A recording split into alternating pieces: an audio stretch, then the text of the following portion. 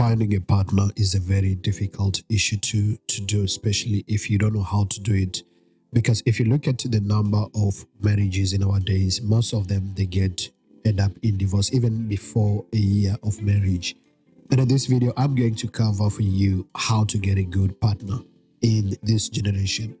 The arrows that you need to apply in order for you to get a good partner.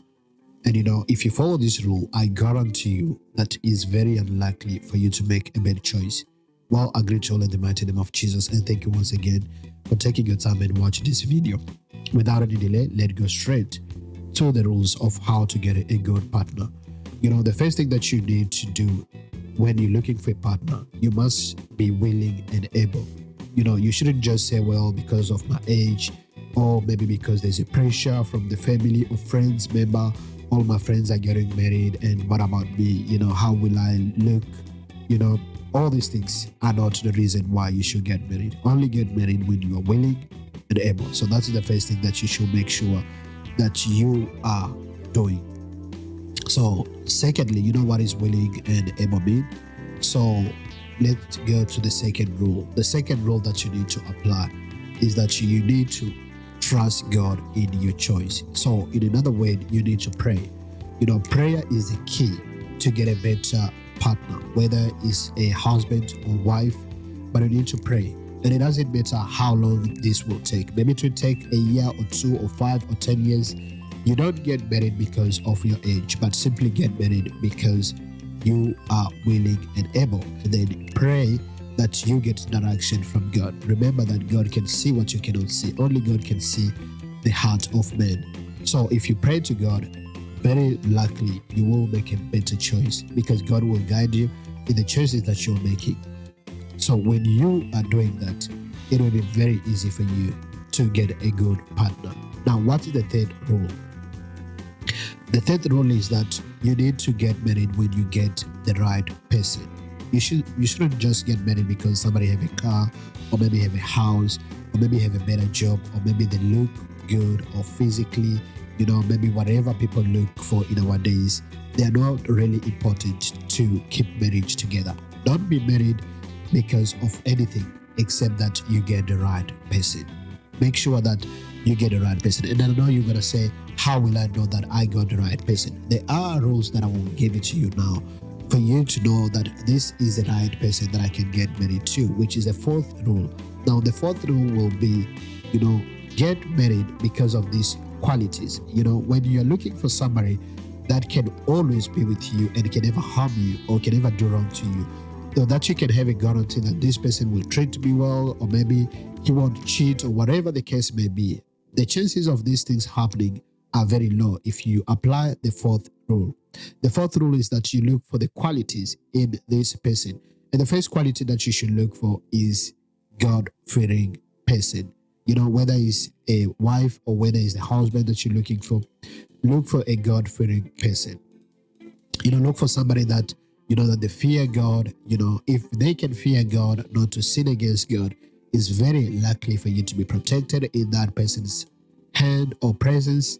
So you won't feel left out if you get a such person. So the first quality is that the God-fearing person will be the best match for you because, this person will always stay away from sin. I didn't say somebody who goes to church, or somebody who's a preacher or a pastor, or somebody who's deeply in religion, but I said a God-fearing person. This will allow you to be able to know that this person is somebody that I need and somebody that I can do my future with or spend the rest of my life with. Now, the second quality, find somebody who's smart. When I say smart, it has nothing to do with education. Of course, education sometimes is important, but when it comes to partnership or marriage, it has nothing to do with, education. The first thing that you should look at is, somebody who's intelligent, somebody who's able to think and create something for themselves. Somebody who's able to resolve problems by themselves. Education is a different way. Sometimes when I say education, you might always refer yourself to, going to school, going to university, going to college. But when I say education, education is in a different way. Somebody can be educated by traveling. Somebody can be educated based on the experience. Somebody can be educated because of, the friendship that he has been into. or whatever the case may be. But education is a very umbrella term that you have to look at. What kind of education that I'm referring to?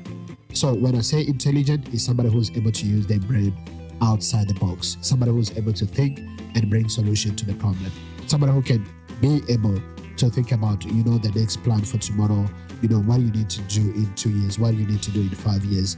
This is a good quality for somebody. You shouldn't marry somebody because they're tall or small or short or whatever the case may be. Of course, the physical beauty also matters, especially for a man, because you need somebody that can be attracted to you. But that is not the most important part of a relationship. Now, the other reason that I will give it to you is that don't get married because of the word love. I know a lot of people, they say, well, this person loves me and that's why I need to get married to this person. I don't know what you mean by that, because, love, it has nothing to do with feeling. And when most people, they say that, this person loves me, is because of maybe the way they treat them, or maybe the way they speak to them, or whatever the case may be. But love is not a feeling. Love is a decision that a person makes to meet another person's need. So it has nothing to do with feeling. If somebody says to you that I love you, this is not a proof of love. Love is a decision that a person makes to meet another person's need. So when that person's need is met, obviously your need has been fulfilled.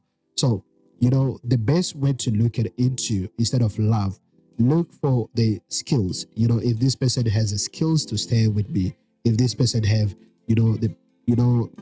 what it requires for this person to be with me. If you look at people who are divorced, most of them, they say, well, I still love this person, but I can't be with them. So what they simply mean by that is that, I still have the feelings for this person, but I don't have the knowledge to be with this person. So that's why the skills is more important. You need the skills that you need in order for you to keep the relationship together. The skills will help you and the decision that you make to keep the relationship together. So get married when you having all these rules, not simply because you feel that you are left out, or maybe because of your age. Remember, it doesn't matter how old you are, as long as you do the right thing. What about the people who get married in the next 5 years, or next 3 years, or next 1 year, or next 10 months, they divorce?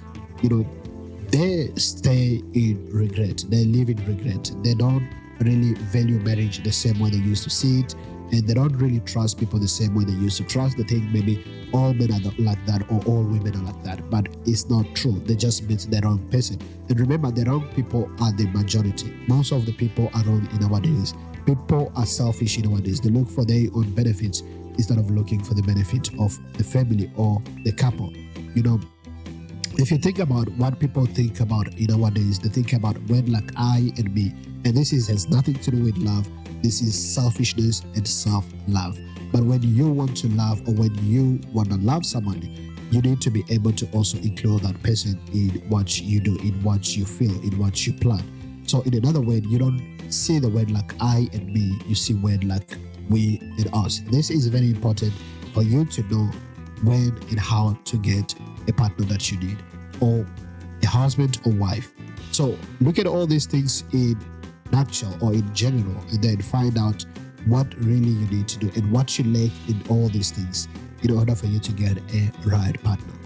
Prayer is also a key, as I said to you in part of the rules. Pray to God, because whatever you can see with your naked eyes could not be true.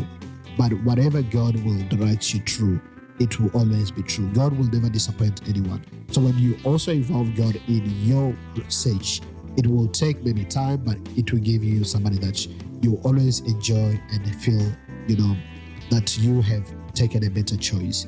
I hope that this video was a blessing to you, and I look forward to see you again in the next video. If you think there's something that maybe I missed in this video, welcome to share it in the comment below. Also, if you think that this video is something that someone, a friend or family member that need, please welcome to share with them, and then they can also benefit from these rules. Apply them today and you will never regret. God bless you.